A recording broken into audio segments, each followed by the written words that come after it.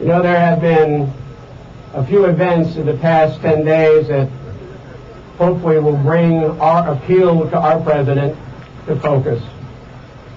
The first was the audacious plot to kill a Saudi ambassador here in Washington and obviously American citizens. The second was the violent death of the Libyan leader. And the third was the decision to bring home our troops.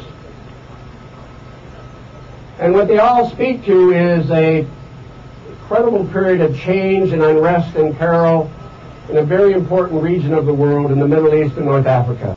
And as you take a look at the countries that have thrown off the yoke of repression, violence, although much of the overthrow has been violent, certainly in Libya.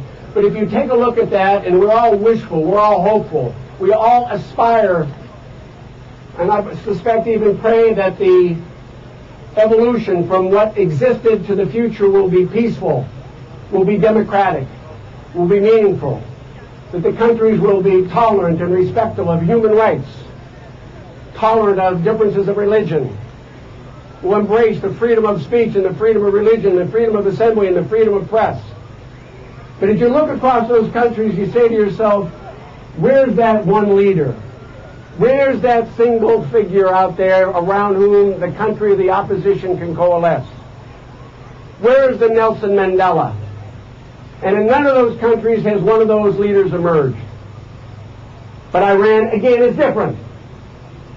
There has been a leader of the MEK for years and years and years. And many of us have had the privilege to get to know her and spend considerable time with her. Many of us know that she's lost 4 very close relatives fighting for freedom and liberty in a democratic regime in Iran. She's really a rather remarkable woman. But more importantly than her gender is that she is a remarkable, committed, charismatic, inspirational leader. Maryam Rajavi.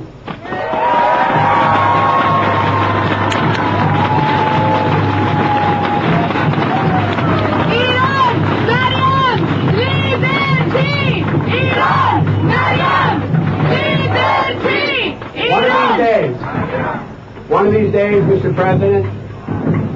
these days, Mr. President, I would like to be with the crowd that's assembled here, and literally hundreds of thousands probably from around the world who would assemble here, if she was afforded the same opportunity to come to the United States and speak to the aspirations and hopes and goals of the Iranian people.